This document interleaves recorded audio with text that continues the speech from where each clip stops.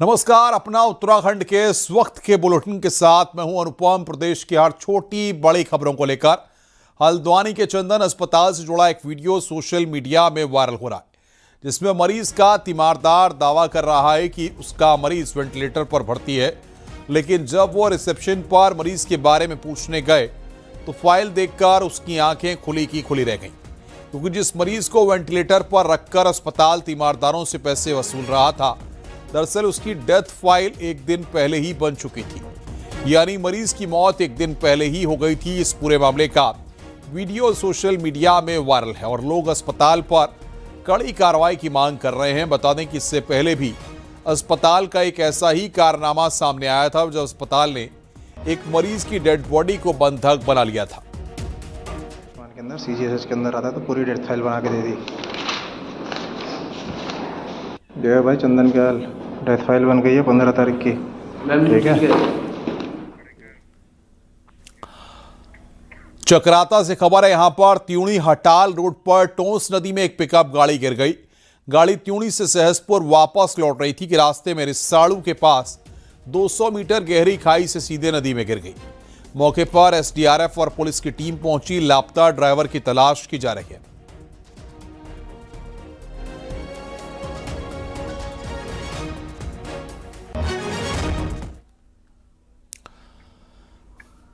चारधाम यात्रा इस बार जल्दी शुरू हो जाएगी। हर साल चारधाम श्रद्धालुओं की संख्या भी बढ़ रही है। ऐसे में सीएम पुष्कर धामी ने कहा कि जोश और उत्साह के साथ चारधाम यात्रा की तैयारी करने की बात कही है। हरिद्वार पहुंचे सीएम धामी ने कहा कि पिछले सालों के अनुभव को देखते हुए तैयारी दुरुस्त की जाएगी। उन्होंने कहा कि अधिकारियों ने होटल कारोबारी, टैक्सी यूनियनों और अन्य स्टेक होल्डर्स के साथ समन्वय बनाना शुरू कर दिया है। आगामी चारधाम यात्रा में श्रद्धालुओं की कोई असुविधा न होगी। यात्रा सुरक्षित और सुगम हो, इसके लिए व्यापक तैयारी की जा रही है।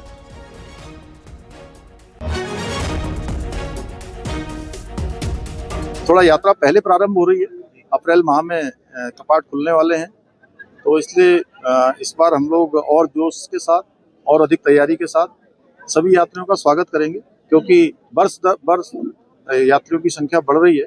उसी के अनुरूप सभी तैयारियां भी करें। धाम यात्रा के लिए हमने सारी तैयारियां प्रारंभ कर दी हैं और आज भी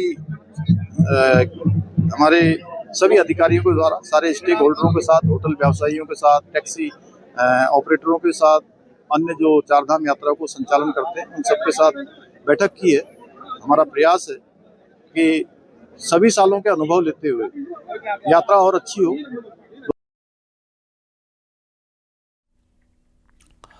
हरिद्वार में मुख्यमंत्री पुष्कर सिंह धामी की जनचौपाल आयोजित हुई। श्यामपुर क्षेत्र स्थित गाजीवाली आर्य नगर में मुख्यमंत्री ने साधु संतों के साथ मौजूदगी में लोगों की समस्याएं सुनी और अधिकारियों को समस्याओं के निपटारे के निर्देश दिए। चौपाल में बीजेपी के कई विधायक, नेता और प्रशासन के सभी अधिकारी मौजूद रहे। सीएम धामी की जनचौपाल में हजारों की तादाद में जिले भर से आए लोग शामिल हुए।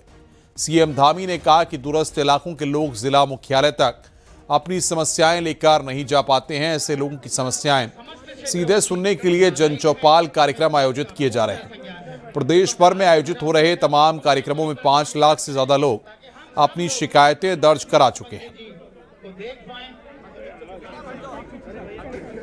इसके माध्यम से सभी के बीच में आकर सभी हमारे इस सीमांत क्षेत्र श्यामपुर के और पूरे हरिद्वार जनपद के अनेक लोगों के, अनेक किसान भाइयों के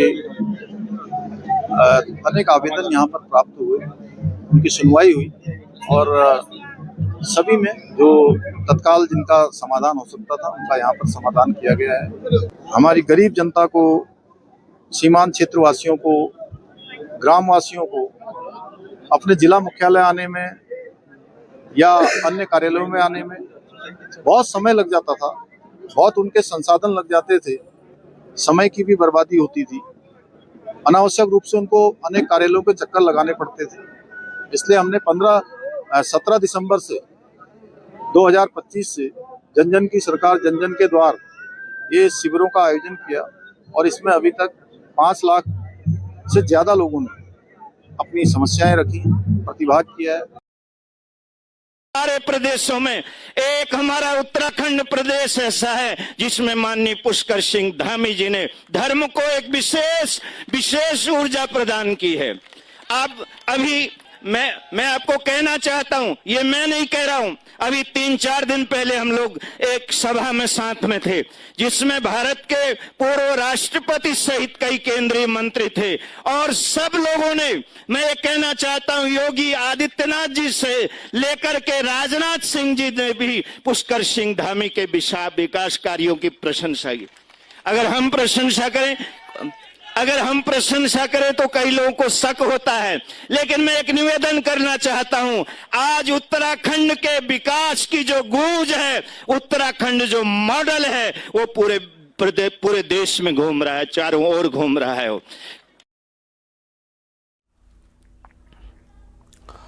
उत्तराखंड बीजेपी की नई कोर कमेटी में 2 सक्रिय पूर्व मुख्यमंत्रियों को जगह नहीं मिलने से सियासी हलकों में चर्चा है। आमतौर पर पार्टी की कोर कमेटी में पूर्व सीएम को शामिल किया जाता रहा है, लेकिन इस बार ऐसा नहीं हुआ। देखिए हमारी रिपोर्ट। उत्तराखंड बीजेपी की कोर कमेटी का गठन होते ही सबसे ज्यादा चर्चा 2 पूर्व मुख्यमंत्रियों के नाम को लेकर शुरू हो गई। पार्टी की परंपरा रही है कि पूर्व सीएम को कोर कमेटी में खास जगह दी जाती है, क्योंकि संगठन और सरकार के अनुभव का फायदा रणनीतिक फैसलों में लिया जाता है। लेकिन इस बार दोनों सक्रिय पूर्व मुख्यमंत्री विजय बहुगुणा और तीरथ सिंह रावत को कोर कमेटी से बाहर रखा गया है। ऐसे में राजनीतिक गलियारों में कयासों का बाजार गर्म है। सूत्रों की माने तो जल्द ही पार्टी की राष्ट्रीय कार्यकारिणी की घोषणा होनी है। इसके अलावा कुछ राज्यों में राज्यपालों की नियुक्ति भी। माना जा रहा है कि उत्तराखंड के इन दोनों पूर्व मुख्यमंत्रियों को राष्ट्रीय स्तर पर नई जिम्मेदारी दी जा सकती है। कोर कमेटी की सूची जो है केंद्र से तय होती है। पार्टी किस व्यक्ति को किसके योग्य समझती है, जो स्टेट लेवल की कोर कमेटी में है, और जो लोग नहीं आ पाए उनको हो सकता है केंद्र में उनके लिए कोई न कोई व्यवस्था संगठन सोच रहा होगा, इसलिए उनको स्टेट की कोर से थोड़ा अलग रखा है। तो अलग अलग भूमिकाएं पार्टी व्यक्ति के लिए तय करती है, उस भूमिका में से कुछ आधार रहा होगा। हालांकि पार्टी की ओर से इसे सामान्य संगठनात्मक प्रक्रिया भी बताया जा रहा है। जो सेट पैटर्न है वो केंद्र से तय होके आता है, तो उसी तरीके से उसी पैटर्न पे हमें ये कोर कमेटी के सदस्य इस बार उसमें आए और उनकी बैठक हुई आदरणीय नड्डा जी के साथ। और जहाँ तक कि अभी कार्यकारिणी और उन सब का सवाल है, तो उस पर भी कार्यकारिणी तो बननी है, राष्ट्र भी बननी है और उसका भी विस्तार होना है, मोर्चे भी बनने हैं, सभी कुछ है। तो हमारे यहाँ से भी, प्रदेश से भी कुछ नाम हैं जो राष्ट्र के लिए जाएंगे और दिए भी हैं आदरणीय हमारे प्रदेश अध्यक्ष जी द्वारा। उत्तराखंड चुनावी साल में है, यहाँ पार्टी के आगे हैट्रिक बनाने का लक्ष्य है, लिहाजा हर छोटी बड़ी सियासी हलचल को गंभीरता से तोला और आंका जा रहा है। फिलहाल सबकी नजरें पार्टी की राष्ट्रीय कार्यकारिणी, राज्य कैबिनेट में विस्तार जैसे संभावित घटनाक्रमों पर है। सुनील नवप्रभात, न्यूज़ 18, देहरादून। देहरादून में आज कांग्रेस ने सरकार के खिलाफ बड़ा प्रदर्शन किया। कांग्रेस सड़कों पर उतरी और लोक भवन घेराव के लिए निकली। हालांकि इस दौरान कांग्रेस प्रदर्शनकारियों को पुलिस ने रोक दिया। बैरिकेडिंग लगाकर प्रदर्शनकारियों को रोका गया और वहां पर पुलिस और प्रदर्शनकारियों की झड़प भी हुई। इसके बाद पुलिस कांग्रेस कार्यकर्ताओं और नेताओं को गाड़ी में भरकर ले गई। इसी दौरान गणेश गोदियाल को 4 पुलिस वाले पकड़कर उठा कर ले गए। इससे पहले कांग्रेस के सभी बड़े नेता एक मंच पर नजर आए। परेड ग्राउंड में बड़ी संख्या में कार्यकर्ता जुटे और कांग्रेस अध्यक्ष गणेश गोदियाल के साथ प्रभारी शैलजा, प्रीतम सिंह, हरीश रावत, यशपाल आर्य के साथ सभी बड़े नेता मंच पर नजर आए। महिला अपराध, बेरोजगारी, महंगाई, कानून व्यवस्था, भ्रष्टाचार, जंगली जानवरों के हमले, पलायन, आपदा प्रभावितों को राहत और मुआवजा, बदहाल स्वास्थ्य सेवाएं, किसानों को फसल का नुकसान होने पर मुआवजा न मिलने समेत कई मुद्दों को लेकर यह प्रदर्शन रहा।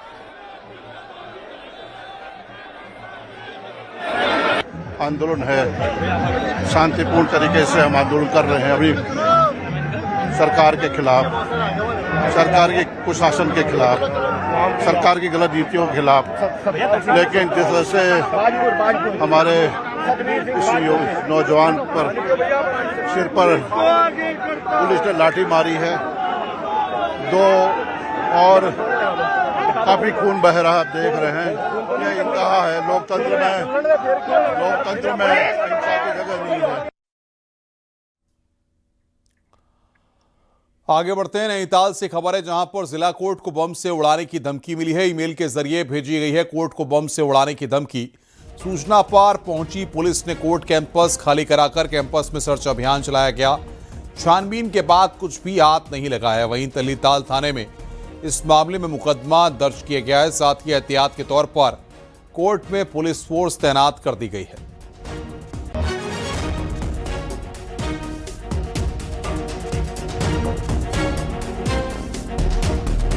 उनके अलावा क्यूआरटी टीमें लगाई जाएंगी और नैनीताल पुलिस जो तल्लीताल पुलिस है उसको भी अतिरिक्त सावधानी बरतने को कहा है। ड्रोन से भी इसमें निगरानी की जा रही है। माननीय न्यायालय के द्वारा अभियुक्त पंजीकृत करने के निर्देश प्राप्त हुए हैं। तल्लीताल थाने में इसमें अभियुक्त पंजीकृत किया जा रहा है।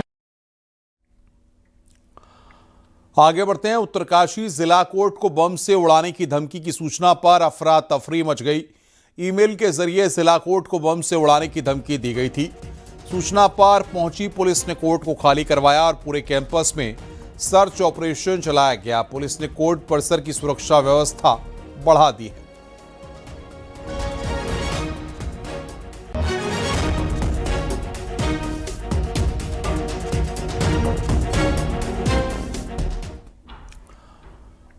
नैनीताल के जिला जज को मिले एक ईमेल ने सोमवार को हड़कंप मचाकर रख दिया। दरअसल इस ईमेल में कोर्ट कैंपस को बम से उड़ाने की धमकी दी गई थी। इसके बाद न सिर्फ नैनीताल बल्कि हल्द्वानी और रामनगर में भी पुलिस ने कोर्ट कैंपस में गहन चेकिंग की।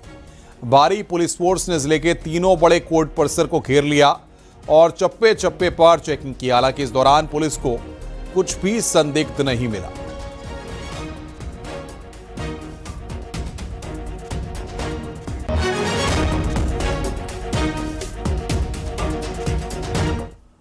अल्मोड़ा में एक युवक काफी देर तक सड़क पर ड्रामा करता रहा। युवक गाड़ियों के आगे लेट रहा था, जिससे ट्रैफिक बाधित हो रहा था। युवक को कई बार वहां मौजूद पुलिसकर्मी ने गाड़ियों के आगे से उठाया, लेकिन युवक फिर गाड़ी के आगे जाकर लेट जाता था। काफी देर तक सड़क पर ड्रामा चलता रहा। बाद में युवक खुद ही वहां से चला गया।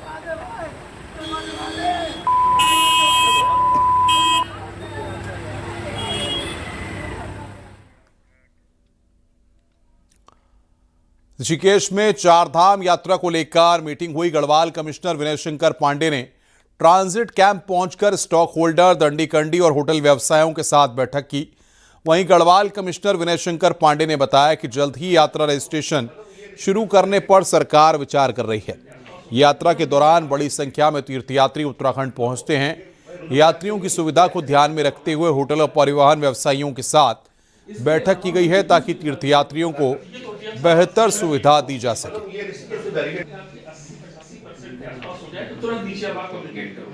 होटल व्यवसायियों के अपने कुछ इश्यूज हैं और उस पर बड़े ही खुले दिल से बातचीत हुई है। अभी एक सब कमेटी हमारे एडिशनल कमिश्नर साहब की अध्यक्षता में बनी है और अभी लोग बैठ भी रहे हैं। हम कोशिश करेंगे कि आज शाम तक उनका कोई ना कोई सुझाव आ जाए और प्रयास रहेगा कि अगले 1-2 दिन में उसको इम्प्लीमेंट करके हमारी रजिस्ट्रेशन की जो प्रक्रिया है उसको प्रारंभ। आगे बढ़ते हैं। पिथौरागढ़ को धार्मिक पर्यटन के केंद्र में लाने की कवायद जोरों पर चल रही है। पहले यहां के 2 मंदिरों को मानस खंड और मंदिर माला प्रोजेक्ट में शामिल किया गया था, लेकिन अब 4 नए मंदिरों को इस प्रोजेक्ट में शामिल किया जा रहा है। इससे पर्यटन के साथ ही रोजगार बढ़ने की पूरी संभावना है। आइए इस रिपोर्ट के जरिए हम आपको दिखाते हैं।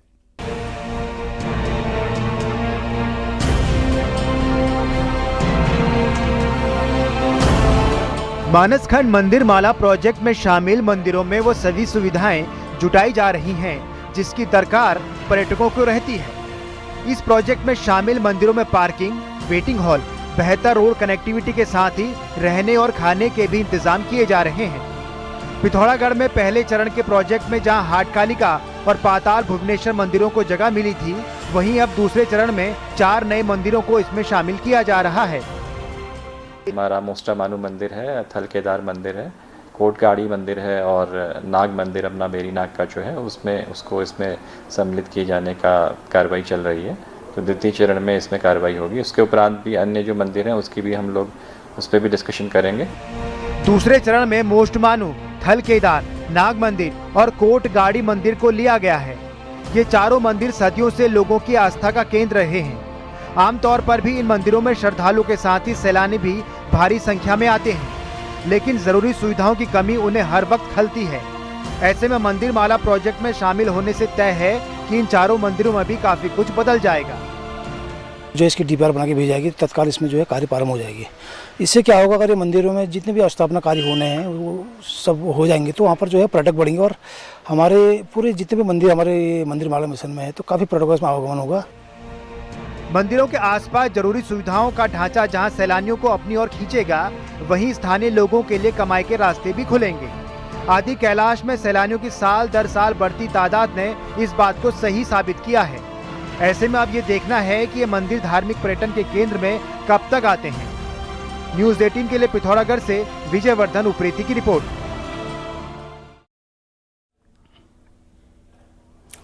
आगे बढ़ते हैं। औली में 13 फरवरी से शुरू हुआ नेशनल स्कीइंग चैंपियनशिप और विंटर कार्निवाल रंगारंग सांस्कृतिक कार्यक्रमों के साथ खत्म हो गया है। कम बर्फ के बावजूद उत्तराखंड सरकार, पर्यटन विभाग और GMVN द्वारा की गई व्यवस्थाओं के खिलाड़ियों ने जमकर तारीफ की है। देखिए हमारी रिपोर्ट।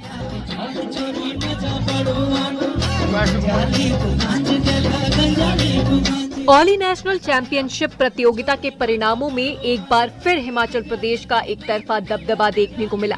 हिमाचल की टीम ने शानदार प्रदर्शन करते हुए 6 स्वर्ण, 5 रजत और 6 कांस्य पदक जीतकर कुल 17 पदकों के साथ ओवरऑल चैंपियनशिप की ट्रॉफी अपने नाम की।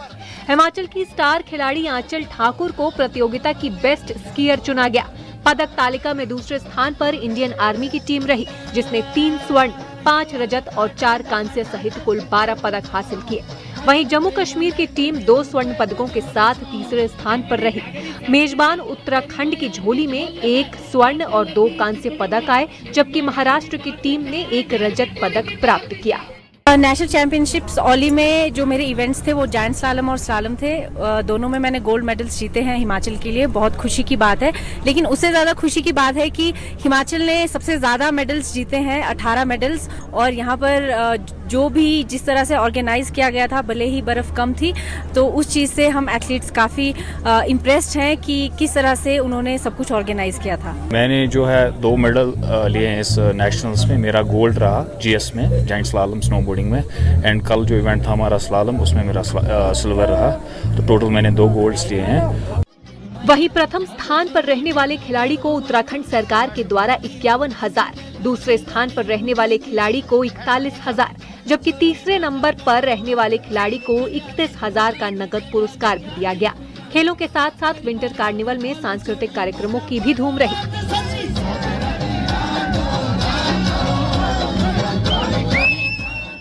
बेसिकली उत्तराखंड सरकार ने जो ये निर्णय लिया है 13 से 16 तारीख तक जो औली में विंटर कार्निवल हुआ है, इसमें एक तो लोकल जो टीम्स है उनके सांस्कृतिक प्रोग्राम और उनको कई तरीके से जो कार्यक्रम थे वो आयोजित किए गए। Uttarakhand government has announced winter carnival for each year, और हमारी एसोसिएशन ने भी ये संकल्प लिया है कि विंटर कार्निवल के साथ साथ हम जो स्कीइंग चैंपियनशिप लोकल लेवल पे चाहे नेशनल लेवल पे उसको कंडक्ट। औली तो वैसे ही विश्व प्रसिद्ध पर्यटन स्थल है, लेकिन विंटर गेम्स के होने से इसकी अपनी एक अलग पहचान बन रही है। यदि इसी तरह आगे भी विंटर गेम्स होते रहे तो जल्द ही स्कीइंग के क्षेत्र में इसकी एक अंतर्राष्ट्रीय पहचान बन सकेगी।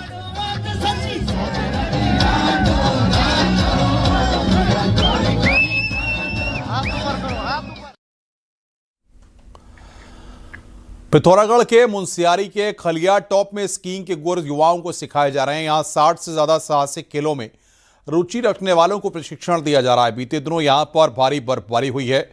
बर्फबारी के बाद ये इलाका पूरी तरह तैयार है। प्रशिक्षण कुमाऊं मंडल विकास निगम द्वारा दिया जा रहा है।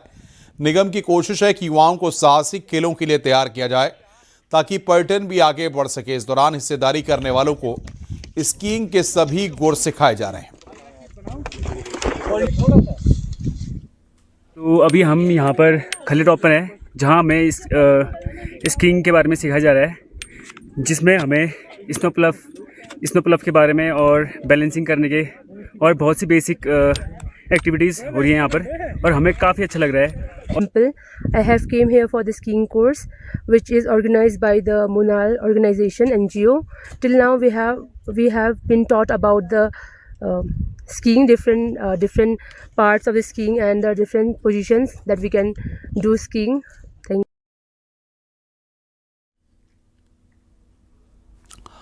आगे बढ़ते हैं। फरवरी के महीने में ही प्रदेश में गर्मी का असर अब महसूस होने लगा है। कमजोर वेस्टर्न डिस्टर्बेंस इसकी एक बड़ी वजह मानी जा रही है। तापमान में पिछले एक हफ्ते से हो रही लगातार बढ़ोतरी इसके पीछे एक कारण है। साथ ही मैदानी इलाकों में पारा सामान्य से 5 से 7 डिग्री तक ऊपर पहुंच गया है। हालांकि मौसम विज्ञान केंद्र ने 17 फरवरी से बारिश का अनुमान जताया है। ये रिपोर्ट देखिए। प्रदेश में इन दिनों जिस तरह की गर्मी महसूस हो रही है, मौसम वैज्ञानिक कहते हैं कि आमतौर पर ऐसा मौसम मार्च और अप्रैल में देखने को मिलता है। देहरादून में पिछले 4 दिनों के दौरान अधिकतम तापमान 27 डिग्री सेल्सियस तक रिकॉर्ड किया गया। हर साल की तुलना में इस साल फरवरी में बारिश में 93% कमी होने की वजह से तापमान सामान्य से 2 से 4 डिग्री सेल्सियस अधिक बना हुआ है। पिछले 48 घंटे में रिकॉर्ड तापमान के मुताबिक देहरादून में तापमान सामान्य से 4 डिग्री से ज्यादा है, जबकि मसूरी में सामान्य से 6.6 डिग्री से ज्यादा है। तो वहीं मुक्तेश्वर में सामान्य से 5.5 डिग्री से ज्यादा है। वहीं हरिद्वार, उधम सिंह नगर, नैनीताल, पौड़ी में भी तापमान 5 से 7 डिग्री से ज्यादा है। दिन में चटक धूप से लोग परेशान हैं और मौसम विशेषज्ञों के मुताबिक इसके पीछे अहम वजह भी है। देखिए, जो अधिकतम तापमान है, देखेंगे कि जो है कुछ दिनों से वेदर एक्टिविटी नहीं हुई है और धूप आ रही है। तो जनरली क्या होता है कि अगर वेस्टर्न डिस्टर्बेंस आता रहता है, कुछ क्लाउडिंग आती है, तो उससे दिन के तापमान कम होते हैं और जो रात के तापमान है क्लाउडिंग की वजह से बढ़ सकते हैं। तो अभी फ़िलहाल जो कोई ड्राई वेदर ही ज़्यादातर स्थानों पे पॉसिबिलिटी है। कल थोड़ी क्लाउडिंग हो सकती है, लेकिन जो है विशेष बारिश की संभावना नहीं है। बारिश जो है 17-18 में है। कमजोर पश्चिमी विक्षोभ की वजह से प्रदेश में बारिश नहीं हो पा रही है। हालांकि 17 फरवरी से प्रदेश में मौसम बदलने का अनुमान है। मौसम वैज्ञानिकों के मुताबिक इस बदलाव के बाद प्रदेश में लोगों को एक बार फिर से ठंड का एहसास हो सकता है। लेकिन फिलहाल गर्मी की ये असामान्य तपिश लोगों को परेशान बनाए हुए है। न्यूज़ 18 के लिए देहरादून से भारती सकलानी उनियाल की रिपोर्ट।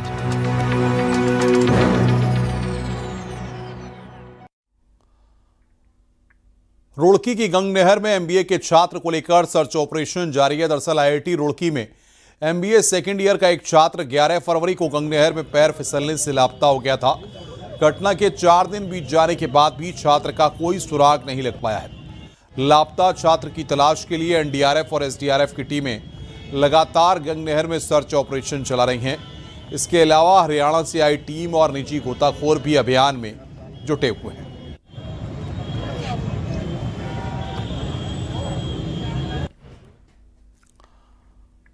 हरिद्वार से कोटद्वार आ रही बस में यात्रा के दौरान युवक पर नाबालिग से छेड़छाड़ का आरोप लगा है और शोर मचाने पर आरोपी कलाल घाटी इलाके में बस से कूदकर फरार हो गया। इसके बाद पीड़िता ने पुलिस से शिकायत की है और मामले में पुलिस ने आरोपी को हरिद्वार से गिरफ्तार कर लिया। आरोपी से पुलिस की कैब भी बरामद हुई है।